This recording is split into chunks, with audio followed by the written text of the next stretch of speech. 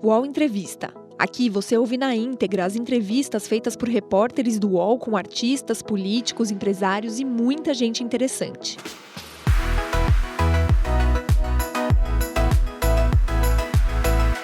Amigos do UOL, meu nome é Léo Dias, eu sou colunista da coluna Léo Dias do UOL. E olha, é com muito prazer que eu recebo essa semana muito especial, da reta final, do fim de A Dona do Pedaço, eu diria, o autor mais multifacetário da história do Brasil. Alcir Carrasco, muito obrigado. Muito prazer em estar aqui, Léo. Prazer é todo meu, Alcir. Prazer é todo meu. Muito obrigado por nos receber. Quando eu falo multifacetário, porque assim, essa pergunta poderia ser feita daqui a pouco, mas eu quero fazer já agora. Quando eu olho alguns autores, eu vejo uma lógica nos trabalhos e uma identificação. Aí eu olhei o Eta Mundo Bom, uma novela de sucesso. Aí eu olhei Verdades Secretas. Parecem obras escritas por duas pessoas distintas, diferentes, que nunca se encontraram, que tiveram experiências de vida totalmente diferentes. Eu tô errado? Olha, não esquece que eu escrevo também livros infantos juvenis, tem mais de 60, livros adultos, poesia, quer dizer, teatro. Meu negócio é escrever. Agora, cada obra é uma experiência, uma viagem única. Eu entro nessa viagem, eu não sei explicar para você. E cada uma sai de um jeito. Realmente eu acho que são bem diferentes. E como é que ela chega? Porque vamos falar de A Dona do Pedaço. Você contou no Bial que ela veio rapidamente. Sim. Como é que ela chega? Em que momento ela chegou, por exemplo? Léo, se eu tivesse a resposta para essa pergunta, eu acho que eu ficaria triadário, porque eu ia ensinar para vocês todos. Mas esse momento qual foi? Você viu o que, onde? Você sabe? Não, as coisas vão surgindo aos poucos. Tá. Essa surgiu da seguinte maneira. Tá. Eu já estava de olho, eu estava achando interessante o fenômeno de ter muita loja hoje de bolo caseiro. Sim. Aí eu tenho um amigo meu em Portugal, que na verdade é brasileiro, mas que mora lá, que me contou história, que ele conhecia famílias de antigos matadores do Espírito Santo. E eu me interessei. Eu falei, nossa, isso é um tema forte para uma novela. E de um dia para o outro eu juntei as duas coisas. Aí fui no Espírito Santo com ele me apresentou as famílias, eu pude conversar, conhecer a realidade das pessoas. Até a Juliana foi lá contigo. Foi, a Juliana foi comigo. Exatamente. A Juliana foi um acerto absurdo. Absurdo, eu devo dizer para você. Quando você teve certeza? Você nunca teve dúvida? Seguinte, eu sentei com o Silvio de Abreu e falei, Silvio, eu penso uma mulher assim, assim, assado. Ele falou, tem uma atriz. Eu falei, Juliana, e ele é Juliana. Por quê? A primeira. Por quê? Porque ela é... Ela parece uma brasileira? Ela é uma brasileira, ela é uma mulher com muita vida, é uma mulher lindíssima. Sim. Né, que eu precisava. Mas ela tem o estereótipo da brasileira, né? Da brasileira. É. Ela, da latina, né? Sim. E ela tem uma luz, né? A Juliana tem uma luz que você olha para ela e fala, mas que luz. Sim. E até a própria história de vida da Juliana, né? Se assemelha com a história de vida de muita gente que batalhou, que pegou ônibus. Acho que isso conta também muita coisa. Vamos lá, balanço. Eu estava tentando lembrar qual foi o seu último fracasso. E eu não lembrei. Não, eu não consegui descobrir. Fracasso exatamente eu não tive. Você não teve? Não, eu tive novelas que começaram de uma maneira com menos sucesso e que aí eu trabalhei e elas se transformaram em sucesso. Você consegue? Consigo. Tá. Consigo. Mas então você pode falar com todas as letras, eu nunca tive um fracasso de uma obra na minha vida? Eu acho que não, assim, porque eu sempre dei uma média legal. Mas, por exemplo, em Morde a Sopra, quando eu comecei a novela, o público não comprou a história dos dinossauros. Robôs e dinossauros. Sim, agora lembrei. Verdade, não comprou. Verdade. Mas, você mudou de tal rapidamente, no 30º capítulo, a história fez... Virou aquela história da Cássia Kiss. Isso. Da mãe rejeitada pelo filho, que era o Kleber Toledo. Isso. Lembrei de tudo. E virou um sucesso extraordinário. Ela virou um super sucesso, uma das maiores audiências. Qual Qual é a obra... Daqui a pouco a gente volta a falar Dona do Pedaço, mas Orgulho, tá? Tem alguns que você pode até não ter dado uma audiência incrível, mas, cara, te dá um orgulho. Eu tenho orgulho enorme de Verdades Secretas, vou fazer Por até quê? Verdades Secretas 2, porque eu usei muito. Você ousou? Ousei, Tá. eu usei, fiz um tema Não, forte. aquilo ali não parecia ser uma novela, algo escrito... Parecia uma pessoa que frequenta a noite, toda a noite. Eu não saio de casa, mas enfim. E além do mais, ela me deu o M, né? Então eu ganhei o M. Então com essa novela. Isso é memorável. Isso é memorável. Aí vem o Verdades Secretas 2. Duas dúvidas. É verdade que ele vai ser lançado primeiro na Globoplay? Eu não sei exatamente, mas eu não posso te garantir isso, mas tenho a impressão Pode que sim. ser. Pode ser uma boa estratégia. Porque mas o público talvez se assemelhe. Veja bem, eu não participo das estratégias Não. da Globo. Então, Isso é questão da Globo. Isso é questão da Globo. De quem foi a ideia de Verdades Secretas 2? Olha, eu não sei precisar, mas veio da direção da Globo a ideia. Foi um pedido da direção da Globo. Então aí, Mônica Albuquerque, Silvio de Abreu e o próprio Schroeder, que foi a pessoa, que o Schroeder foi a primeira pessoa que me instigou a fazer uma novela nesse horário, nessa faixa horária, que não fosse uma novela já feita. Sim. Né? Sim. Mas uma novela original. Sim. Não fosse remake. Uma história urbana. Então, foi ele que me instigou Entendi. a isso. E aí saiu Verdades Secretas. Então veio desses três aí a ideia, e eu acho a ideia genial. Genial. Porque o público todo quer ver. Sim. Espero estar à altura. É um né? mundo interessante, né? De muita gente bonita. Isso. De muita gente rica, que sai à noite e que é contemporâneo, né? É um mundo Exatamente. atual, né? Exatamente. E acabar também com certas lendas, né, que as pessoas têm. Ah, meu Deus, modelo vai ser rica. Não, nem sempre. Nem sempre. Então. A questão da droga foi muito bem tratada, né? Muito bem tratada. Agora eu queria saber uma coisa. Sobre o Valcir. Algumas questões que a gente acaba vendo nas novelas. O espiritualismo, de alguma maneira, o fazer o bem, de alguma maneira, está presente em todas as novelas. Bem, isso eu te respondo com toda facilidade. Faço até um convite a quem quiser. Eu sou da Ordem Rosa Cruz, a MORC, que é uma ordem aberta para quem quiser conhecer, procurar na internet, que é uma ordem espiritualista.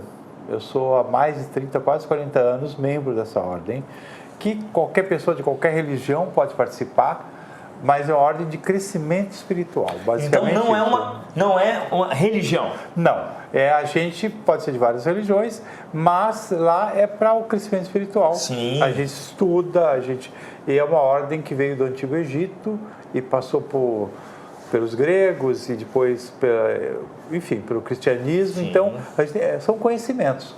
E eu participo dessa ordem. E essa ordem acredita, sim, a gente não trabalha com incorporação, mas acredita na reencarnação.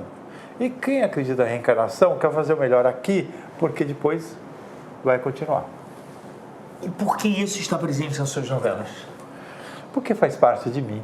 Eu acho que o autor coloca aquilo que ele é. Agora me disseram, não sei se é verdade, que Valcir Carrasco hipnotiza mesmo as pessoas. Não, eu sei hipnotizar, mas eu não hipnotizo as pessoas. Você não precisa ficar... Você saberia hipnotizar? Saberia, mas é um processo longo, não dá tempo de fazer aqui. É mesmo? Sei hipnotizar, mas eu só fiz isso em um contexto de uma novela que eu queria que a atriz vivesse uma sessão hipnótica. Calma aí. Você fez isso em uma atriz? Não, ela queria saber como era ser hipnotizado para viver o hipnotismo, e aí eu fiz para ela. Entendi. Para depois ela representar aquilo. Entendi. E aí entrou mais na sua vida do que até você queria, né?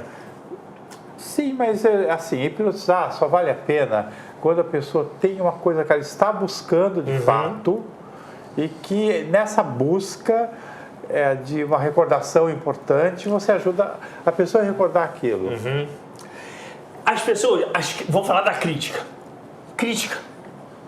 A sua obra. Vamos falar da obra atual, A Dona do Pedaço. Os críticos dizem que é uma obra com desfechos óbvios, mas são desfechos que agradam o público? Que Olha, o público quer ver? Posso explicar uma coisa Claro, para por você? favor. Eu nem de longe leio crítica. Você não lê? Eu vou perder tempo, Léo. Mas Pra olha que só, eu vou ler tempo? vamos lá. Vamos inverter a situação e lembrar do passado. Você trabalhou em revistas que faziam críticas. Não, eu trabalhei na Contigo, Contigo? que não fazia crítica, Não fazia? ela fazia fofoca. Sim. Era mais fofoca. Éramos nós. Éramos nós. Agora, eu não sou Você não acha ligado a que é algo crítica. relevante para... Não, o que eu acho é que é muito frequente, no Brasil é muito grande isso, aquele crítico amargurado, que vê tudo ruim, né? Se o desfecho é óbvio, e daí? E daí se é óbvio? O que você tem que fazer é um desfecho bom. Sim. Agora, eu vou te garantir, o desfecho do Dono do Pedaço não será óbvio. Não vou dizer para você qual é. Não será. Não, tudo bem, mas vamos lá. Você vai falar pelo menos que, obviamente, é sobre os personagens principais. Sim, mas eu não vou dizer o que vai acontecer. Então, a frase é: o desfecho de A Dona do Pedaço é bem diferente do que os críticos acreditam. Não Isso. será óbvio. Não será. E foi difícil pensar nisso? Mas então, a questão é: o público vai ficar feliz? Acho que o público vai ficar surpreso e sim feliz. E talvez demore a processar que realmente foi o melhor desfecho. Exato. Entendi. Mas vai ficar tocado por uma... Nossa, que desfecho é esse? Quando você decidiu esse desfecho? Faz tempinho já. Ah, é? Faz Na tempinho. sinopse original já estava ela? O desfecho? Não. As suas sinopses originais, eles já apresentam os desfechos ou raramente? Olha, eu vou dizer uma coisa. A sinopse, para mim, é um acordo que você faz com a emissora para ela entender quanto ela vai gastar, que atores ela vai contratar e para ela também ter uma certeza do que você vai fazer. Mas quando o autor tem alguma confiança da emissora, eles deixam aberto para você criar também o seu final depois, dependendo de como os atores vão também. Alguns atores surpreendem, né? Então... Sim. Em que momento você percebeu? Ufa! A Dona do Pedaço deu certo. Olha, eu percebi mesmo lá pelo capítulo 70, 80. Por quê? Deu aquela virada do tiro. Sim, lembrei. E aí a novela estourou, explodiu em audiência. Aí você sabe que não cai mais, né? Você falou, chegou qual nisso. É alívio?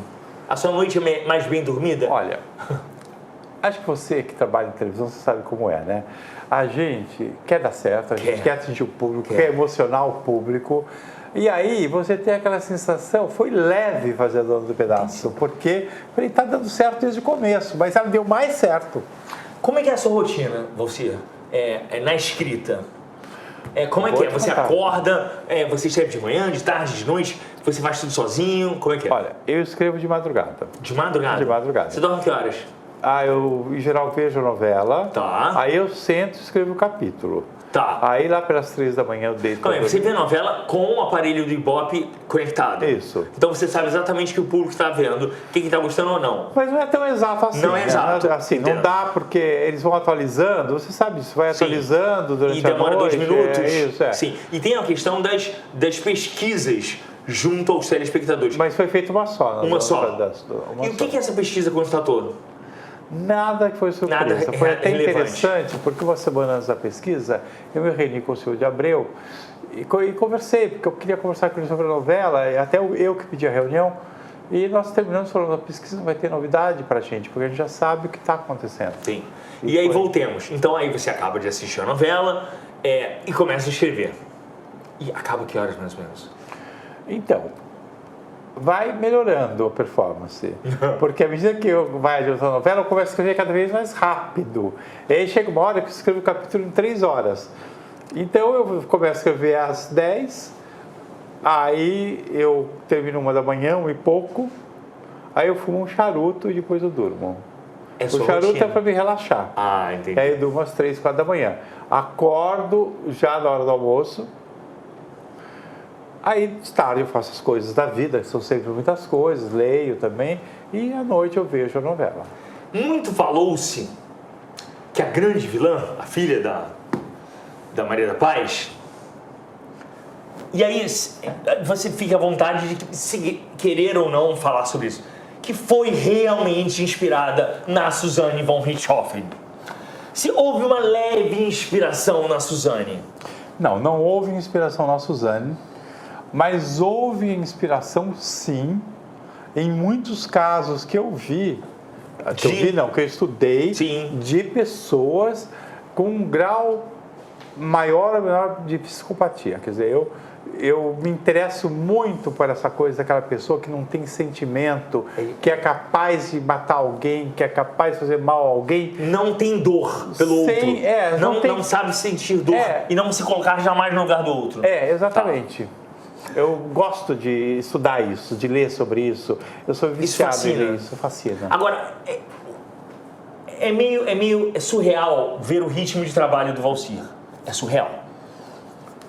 O Valcir escreve cerca de um livro e uma novela por ano, além de vários outros projetos. Sim.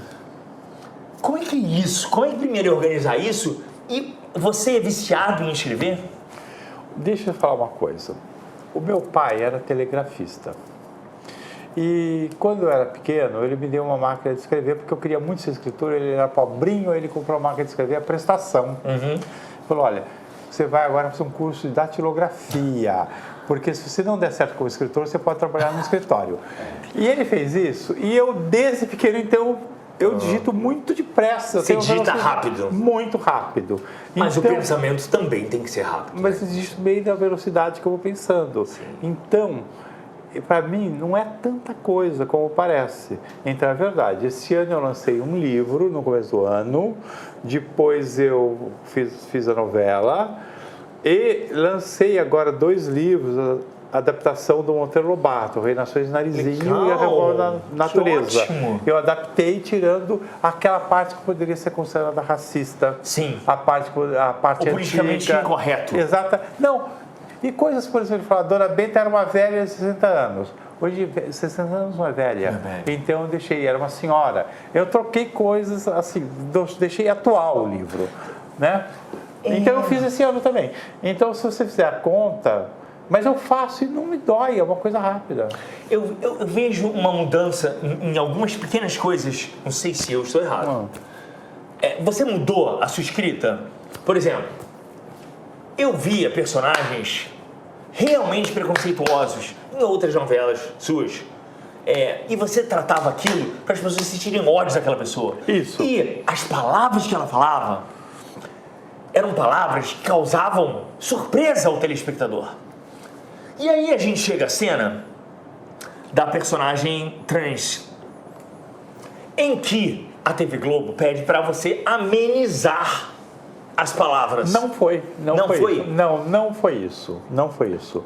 O que houve, sim, aí foi um erro de informação. Sim. O que aconteceu foi que eu estava levando para um certo humor muito forte. Que não merecia humor, é isso? E aí a questão que foi colocada é o seguinte, o público está aceitando tanto esse personagem que para que fazer humor com ele? Entendi. Mas foi isso. Porque na pesquisa mesmo já indicou que a trans tinha um acolhimento extraordinário. Ela é incrível, tá? E aquilo já estava escrito. Ela é incrível. É incrível o acolhimento. Entrevistamos ela, achei incrível. Não, acolhimento total. Acolhimento. E aí, mas eu já tinha escrito cenas de humor. E aí, mas para que fazer humor se uma coisa está indo tão bem e pela primeira vez estão aceitando uma trans inserida na sociedade, não uma trans prostituta, nada disso. Sim. Na sociedade. O que é raro no Brasil. Eu vivi em alguns países em que eu convivia com pessoas trans com trabalhos absolutamente normais e são aceitas. Infelizmente aqui no Brasil a gente não tem esse caso. Só voltando às críticas, elas não te abalam e você não muda a novela em absolutamente nada por causa da opinião de alguém, de uma outra pessoa. Crítica é uma pessoa amargurada. Você já não levou crítica horrorosa? Você acha que o crítico gosta de cultura popular? Não. Você faz cultura para o povo. Exato. Mas eu sinto a sua linguagem o crítico popular brasileiro, ele tem um certo... Ele não gosta muito daquilo que é para o povo. É intelectual. É intelectual. Entendi. Então, é isso que eu percebo. Você sente isso também? É isso que eu percebo. Tudo que é para o povo é ruim. Isso. É o que eles pensam. Entendi.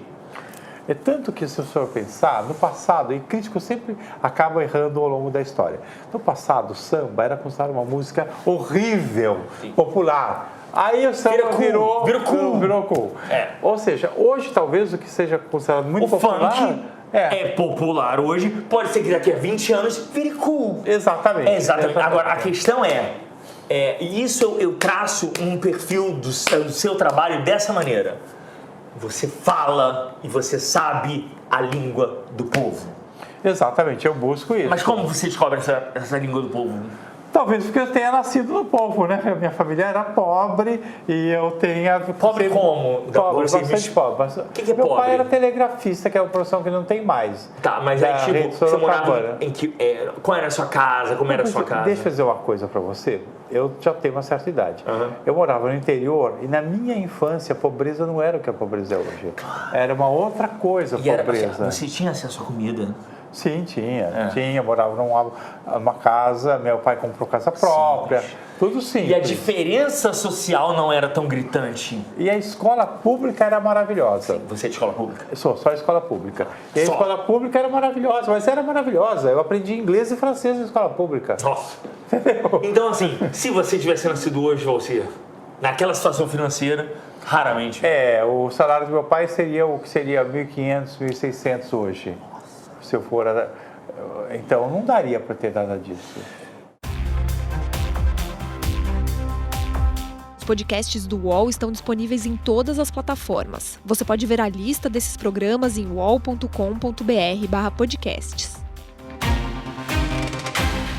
Recebe salário, faz transferência, pagamento, recarga de celular e até empréstimo, tudo sem taxa.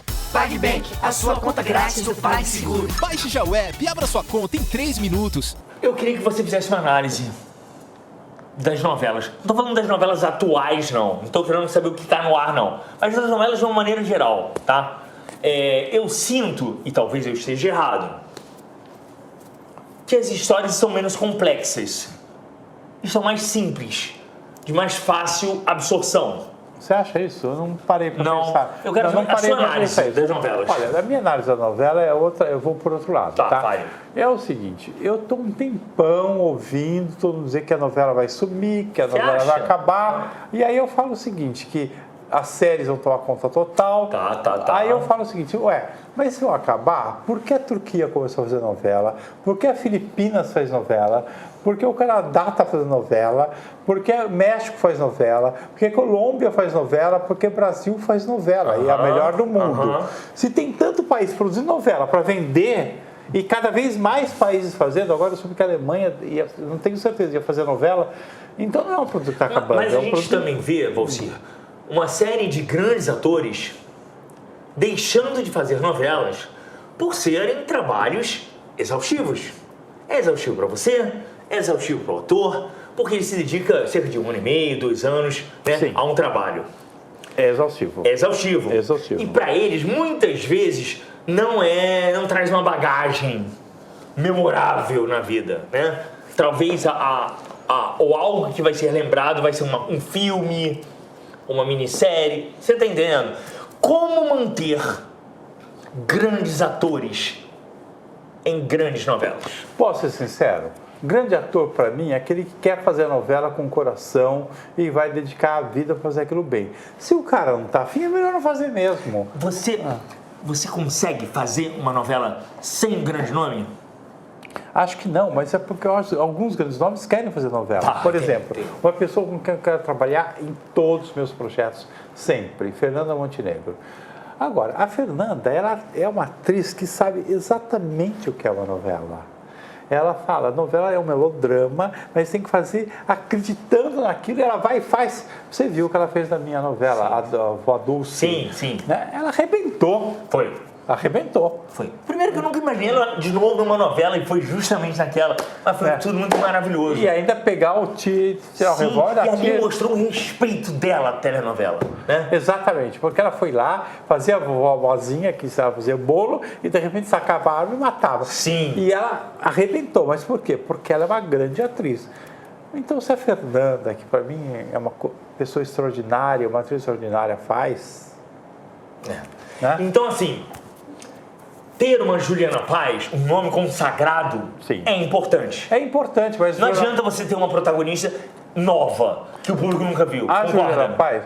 Não, às vezes tá certo. Às vezes tá certo. Às vezes tá certo. Mas no caso, você faz um lançamento.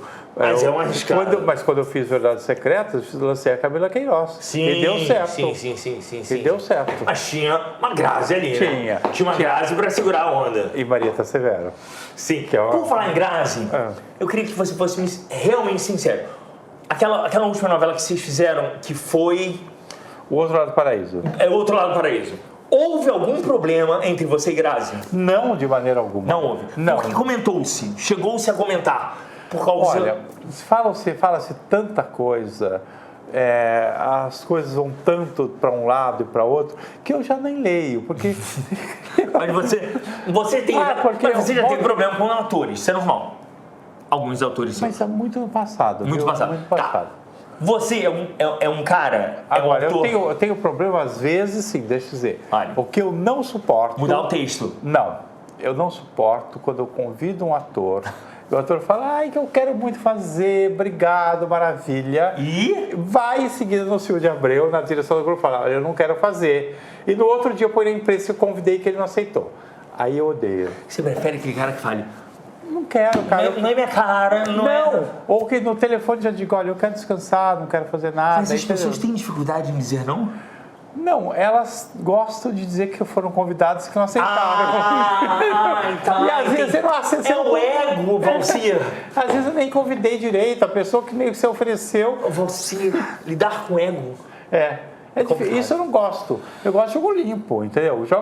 O jogo limpo, né? É o importante, né? Sim. E quanto à questão de mudança de texto, eu não gosto quando o ator não dá a informação que eu preciso. Tá. Por exemplo, você tem que dizer, aquela luz está apagada. E ele esquece de falar, mas ele tem que marcar aquilo. Muda o sentido. Mas me disseram que você era mais rigoroso do que isso. Depende do ator. Tá. Depende do ator. Porque me disseram que para uma atriz, você abriu as pernas. Que atriz? Tata Werneck. Sim, porque ela só sabe fazer com liberdade. Tá. Entendeu? A É gênia, forma é de gênia. interpretar Ela da é gênia. Tatá é gênia. É gênia. E ela precisa fazer com liberdade. Não é qualquer ator que sabe fazer isso. A Tatá tem um tom de comédia, uma presença de comédia, que eu dava o texto, mas ela... Em que momento da novela? Porque você lançou, Tatá, né? Lancei, mas Então, logo assim, no começo. logo no começo a gente já sacou. combinou, mas ela fazia a informação. Aí é que tá. Ela trazia a informação que você pedia, Sim, com plus. Exatamente. Ok. Mas ela não mudava o que ela tinha que fazer. Então, Mas aí a gente fala de um passado distante. Tô falando distante mesmo. Eu trabalhava, eu acho que na Amiga. Você chegou a punir pessoas que mudaram o seu texto. Não, eu puni uma atriz. Fica caladinha uma semana, 2 semaninhas com Sim, muda. eu botei muda uma atriz com problema de garganta. Maravilhoso, isso é maravilhoso. Ela não podia falar mais. Não é maravilhoso? Mas é porque ela fazia cacos que não precisava, entendeu? Que não acrescentava. Mas só você falou uma ralentava. vez com ela, 2 vezes com ela, 3 vezes com ela? 3 vezes. Ela só ralentava o texto, só, entendeu? E ela não queria ouvir o autor. Porque tem uma escola de atriz também que acha que se puxar o texto para elas, né? Elas vão ter vão ser mais importantes, mas não é o que eu vejo hoje, que não é o número de cenas, nem o tamanho de cenas, é a importância do personagem. Mas não tem ator que liga pra você pra reclamar? Não. Hoje não mais? Não tem. Olha, meu papel diminuiu, não era isso que eu tava pensando. Não tem. Não tem. Tá. Vamos falar de uma parceria que iniciou-se, e aqui como eu sou o transmissor de um beijo enorme de Amora Maltner para você, que ela disse que sonha que continue trabalhando com você, e se não acontecer, mesmo assim, ela vai ter você para sempre na vida dela. Eu não sei se ela vai fazer Verdades Secretas 2. Vai fazer? Ela. Ela. Ela é a diretora. Tá, então já tem. Como é que é? Ela me contou uma história que ela teve um sonho ruim. Ela foi e comprou uma santa pra você. E isso aproximou demais vocês. E hoje vocês só se chamam de poodle. Sim. Conta isso pra mim. A questão... Não, eu fiquei amigo da Amora e é muito legal que a gente ficou amigo fora do trabalho. A gente sai junto, janta, almoça, quase toda semana, pelo menos a gente sai uma vez. Sim. Isso, a gente tem uma relação extra trabalho, né? Extra Globo. A gente ficou amigo, vamos viajar junto agora, etc. Mas o que acontece? A história do Poodle é porque tanto eu como a Amora, nós temos uma tendência a sermos um pouco duros com as pessoas. Sim. E As pessoas não estão acostumadas. não, a gente é que tem que acostumar que não pode tratar as pessoas assim. Então a gente fica brincando que a gente não pode mais ser pitbull, a gente tem que ter um poodle na vida. Não é que você seja grosso, eu falo pela Amora, tá? Pelo que eu conheço um pouco melhor. O problema não é problema, a Amora fala a verdade. E eu também, mas às vezes não é o momento de falar a verdade. Então, a gente pegou e resolveu, agora a gente vai ser poodle na vida. Depois a gente se chama de poodle. E aí, poodle? Tá bem, poodle? Eu falo, por quê? Por exemplo, você vai numa peça de teatro, você vai no camarim.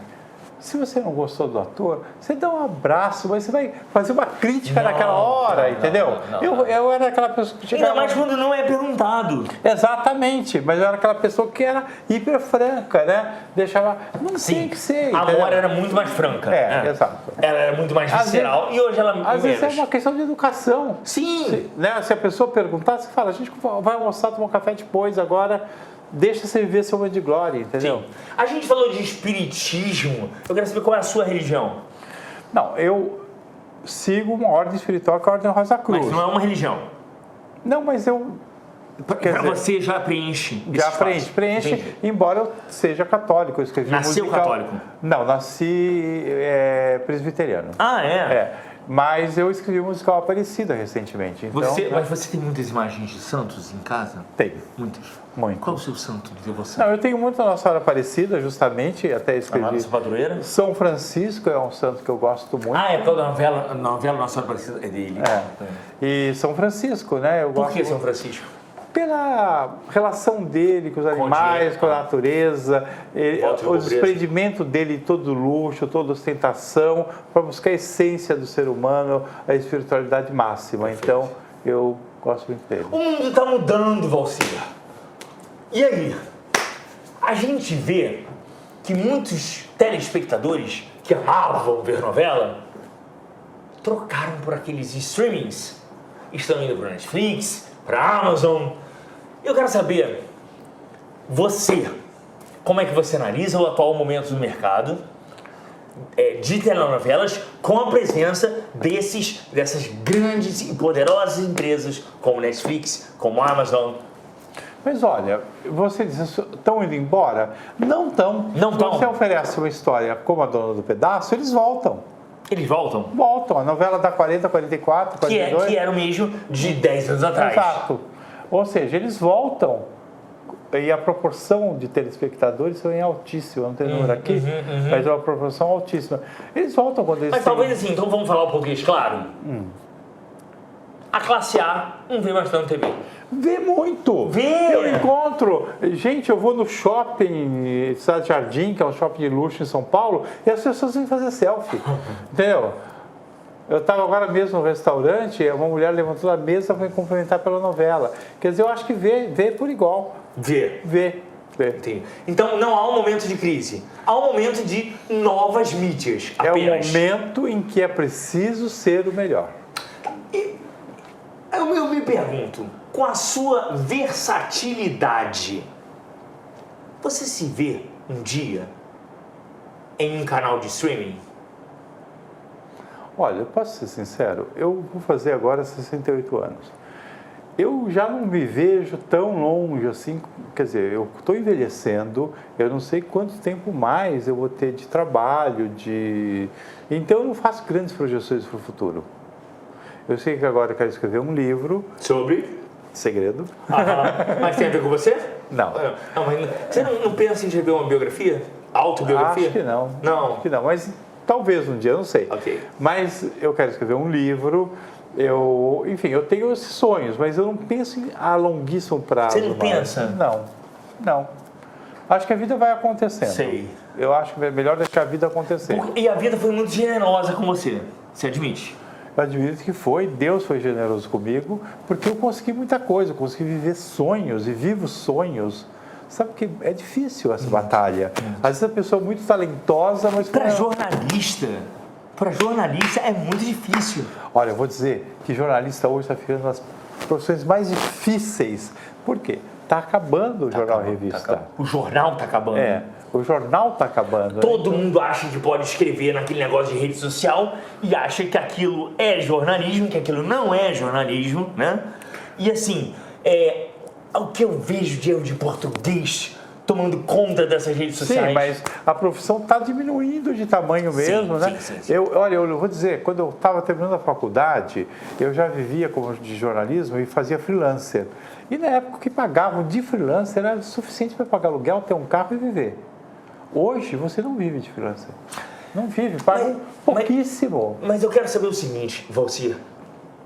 Você se imagina trabalhando até o último dia da sua vida? Ou não? Você vai se dar um prazo. Olha, Léo, o meu prazo é até tanta idade. Depois eu vou viver a vida pelo mundo inteiro. Cara, eu vou dizer uma coisa. Eu já habitei esse prazo várias vezes e nunca cumpri. Por quê? Eu sempre achava que quando eu fizer 60 anos eu vou ter que parar, a vida vai ficar mais calma, e não ficou. Pelo contrário. Porque eu acho que isso eu analiso que nos últimos anos houve uma grande reviravolta na sua carreira. Sim. Você concorda? Sim. E também porque eu acho que é uma questão de eu tive saúde até agora. Sim. Então, a saúde é uma coisa que pode ter ou não ter. E aí, se a minha saúde acabar, mas o risco dela diminuir é grande à medida que a gente envelhece, né? Então, tem que ficar calmo em relação a isso, entender que é um processo de vida. Né? Sim. Eu só não faço longas projeções. Agora eu vou te contar um segredo. Por favor. É que eu estou voltando a pintar, que eu sempre gostei de pintar, máximo. Então eu estou pintando bastante. Então, nesse momento, você perguntar o que você quer fazer, eu vou falar, agora eu quero pintar um pouco. Ótimo. Estou pintando quadros, etc. Você tem na sua gaveta quantas histórias prontas? Milhares, porque a gaveta está aqui. Não. Mas vamos lá. Se a Globo ligar para você hoje assim, Valcir, aconteceu uma tragédia e a tal novela não vai ao ar. Eu preciso de uma novela para amanhã. Você tem alguma para oferecer? Tem. Tem? Valcir. Tem, eu teria que pensar mais, porque talvez mais bem elaborada. Etc. Mas veja, o segredo qual é? Para todo mundo que quer escrever, leia muito. Leia. Eu sempre li muito. Eu tenho todos os clássicos na cabeça. Isso é um acervo de histórias. Você leu A Vida da Anitta? Acabei não lendo. Depois lê. Eu vou ler, é interessante. Eu vou ler. É interessante. É que eu pus lá na pilha e aí... Interessante porque principalmente retrata uma menina do subúrbio do Rio de Janeiro. Retrata a época do subúrbio do Rio de Janeiro, que eu acho que também é bom. Você é um escritor que fala muito bem das classes mais baixas, né? Eu tento, né? Tento falar bem, mas eu acho que elas gostam. Você descreve bem, eu tô querendo dizer. Você descreve bem. Sem pieguismo. Sem chacota, a pobreza. A pobreza é vista como chacota, entendeu? Eu quero saber qual é a sua grande qualidade como autor. Olha, eu vou dizer o seguinte, eu acredito na vida e eu sou bem-humorado. Então, muitas vezes, a novela tem que subir, ela tem que ficar leve, ela tem que ficar divertida. Eu acho que, então, eu estou tentando entender, eu vou tentar traduzir o que você falou. Você me diz, você está me dizendo que você consegue reverter situações ruins rapidamente em uma novela? Consigo. Mas eu vou dizer qual é o segredo mesmo. É o seguinte, eu acredito no amor. Então, quando eu escrevo história de amor, eu estou acreditando nela, naquelas paixões, naquelas coisas doidas. E como eu acredito, eu falo de uma maneira legal sobre isso. Eu consigo passar o amor, né? Isso é essencial para quem escreve novela. Entendi. Você viveu grandes amores? Acho que sim. No passado, sim, bastante. E é importante a gente saber que eles existiram, que eles alimentam você também. Exatamente. E alimentam os personagens que as pessoas veem. Exatamente. Mas também eu presenciei grandes amores de outras pessoas. De quem? Não, pessoas conhecidas, amigos, etc. Amigos, etc. Né? E que Aí você vê que de repente ocorrem umas histórias malucas com a pessoa, né? Sim! Né? E você fala, meu Deus, isso aí dá... E outra coisa, não sei se você percebe, é que o amor e o ódio, eles estão tão próximos. Então, isso é fundamental na novela. Aquela pessoa apaixonada que do dia para o outro se volta com todo o ódio contra. É um ódio que é eterno. É um personagem incrível. Eu até comento, em relação às pessoas que me criticam, que essas pessoas entram nas minhas redes sociais todos os dias. Mais até do que quem me ama. Sim. Porque o ódio é mais fiel que o amor. Exatamente. O ódio é fiel, né? Voltando. Numerologia. Você faz numerologia para as suas novelas? Não. Para os nomes? Não. Por que muda A maior muito? dificuldade é achar nome, Léo. Porque hoje em dia a Globo trabalha com um banco de nomes que estão sendo usados. Ou seja, se tem uma Heloísa na novela das 7, não vai poder ter uma... Tem isso? Tem. Então você manda os nomes e eles fazem lá. Não, mas já tem um... Né? Então você tem, então troca esse, troca aquele. E você fica trocando até achar um nome que ninguém tenha posto. Por exemplo, a Glória Pérez, eu percebo claramente nos personagens dela, são personagens de sílabos. Quer dizer, com nomes muito curtos, para que o povo tenha fácil entendimento, né? Você tem superstições nas novelas? O nome não tem, mas tipo, tem que ter isso, senão minha novela não vai ser. Tem que ter esse ator, senão não. Tem alguma coisa que tem que ter na tua novela? Não assim tão clara. Não tão clara? Não tão clara para mim. Não tão clara para mim. Eu sou supersticioso no dia a dia, mas não em relação a uma coisa global da novela, não. Chegamos ao fim de A Dona do Pedaço. Foi um balanço... Foi melhor do que esperava ou era o que você esperava? Não, foi surpreendente. Foi um sucesso que eu não esperava. Porque a novela foi criada muito depressa, né? Quanto? Foi muito rápido. Foi quanto tempo? 3 semanas. 3 semanas, sabe? Foi criada a sinopse. Mas 3 semanas de quantas horas de trabalho por dia? Não, normal. Não foi nenhuma loucura. Mas, porque eu escrevo depressa, né? Mas aí depois o Silvio me ajudou a fechar alguns pontos que realmente estavam meio soltos, aí deu aquela barrada. Mas, enfim, foi uma novela criada muito depressa, né? E aí eu não tinha tanta expectativa de que fosse acontecer como ela aconteceu, porque ela aconteceu no primeiro dia e continuou acontecendo. Sim. Né? Ela melhorou, mas ela já estava bem. Então, para mim, é uma surpresa incrível, né? Tem 2 questões que, se você não quiser falar, Valcir, você fique à vontade, fale, não quero falar, ok? Vamos lá. Aguinaldo Silva, você, algum momento, reencontrou ele, falou novamente com ele, ou teve que se submeter a estar no mesmo espaço físico que ele, por alguma reunião da Globo, que eu não sei se acontece a cada ano? Não foi por reunião, não. Eu encontrei ele em outros lugares e eu sou uma pessoa educada. Você cumprimentou? Claro que sim, por que eu não vou? Você foi lá cumprimentar? Sim, como vai? Vamos explicar a situação da Kizumba que houve. Foi uma Kizumba? Não, a Kizumba foi dele, não foi minha. Não foi minha. Por causa de justamente Morde a Sopra. Não Sim, foi? mas aí é que tá. Eu apresentei minha sinopse que foi aprovada e foi ao ar antes dele. Exato. E aí o Aguinaldo reclamou porque eram histórias parecidas de mães que eram vítimas dos filhos que tinham vergonha dos pais. Era basicamente Só quero esclarecer uma coisa. Era uma outra direção da Globo na época. Sim. Não é a direção que está hoje. Sim. Então, não havia um controle de novelas como a do Silvio hoje. Que hoje é muito sério. Muito sério. E aí houve uma coincidência de história. Mas eu fui ao ar antes dele. Tá. E aí ele fez a Kizumba de achar que eu poderia ter... Como que eu ia roubar a história dele se eu estava antes no ar? Mas aí, vamos lá, no encontro. Você levantou da sua cadeira... Não sei se estava numa cadeira, mas enfim, eu cumprimentei. Como vai, etc. E aí, o que ele falou? Como vai, etc. Cumpri, pronto, entendeu? Como se nada tivesse acontecido. Não, fizemos uma selfie. Mídia! Você vê, né, gente? É isso, Valcir. A vida não leva a nada. A gente tem que ser educado na vida, né? Certíssimo. E agora, isso é uma história dele para com ele. Para que eu ia viver aquela história? Isso é uma coisa que ele criou para ele. E a outra questão, obviamente, é Marina Rui Barbosa, que muito falou-se, né? Não há a menor chance de um dia você chamar novamente Marina Rui Barbosa? Já declarei nos jornais que sim. que eu chamaria... Então você não chama no próximo trabalho?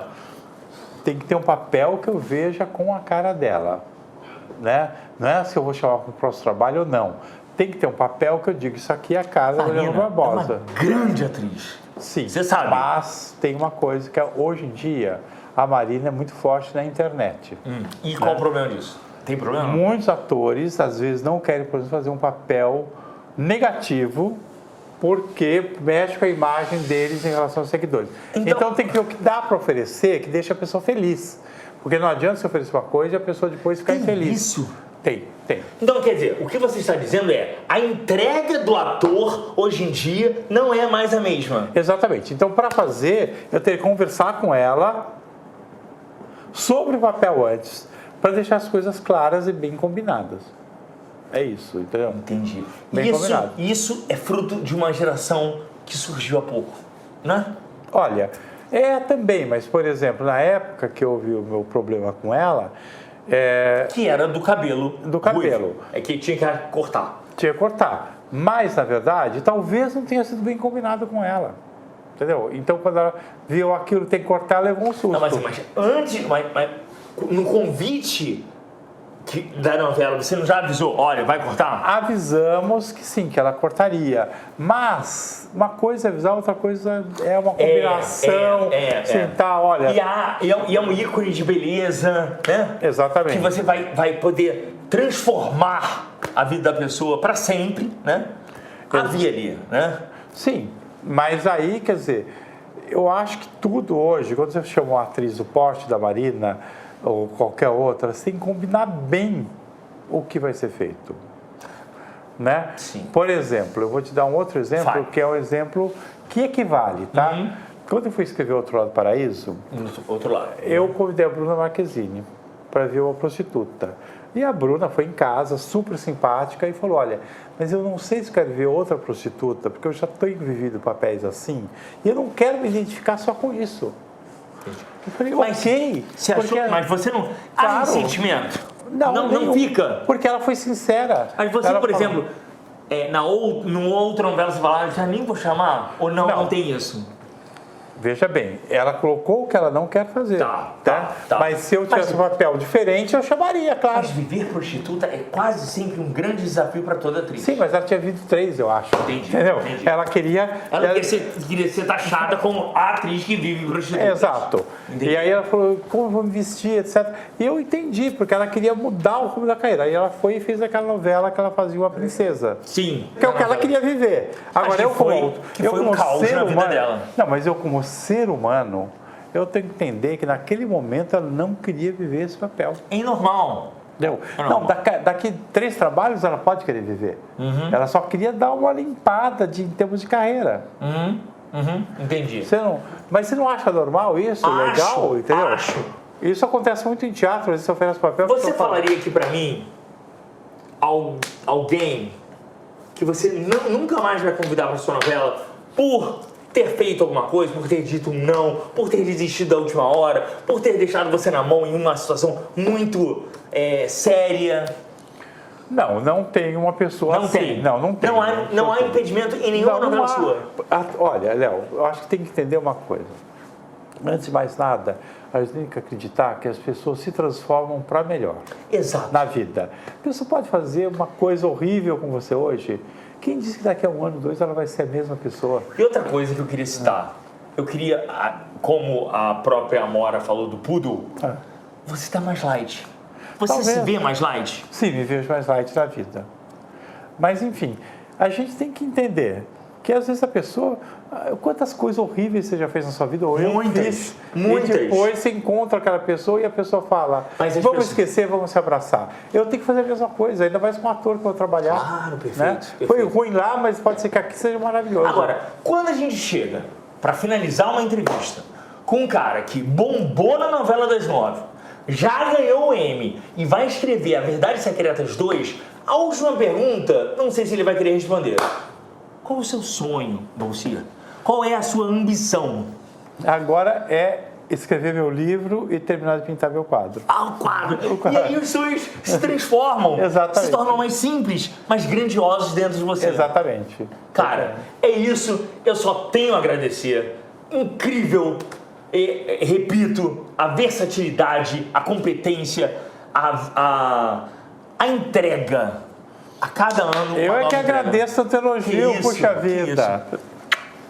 Valcir Carrasco, parabéns. O Brasil curtiu a Dona do Pedaço, graças a ele. Muito obrigado. Obrigado, hein? Obrigado, gente.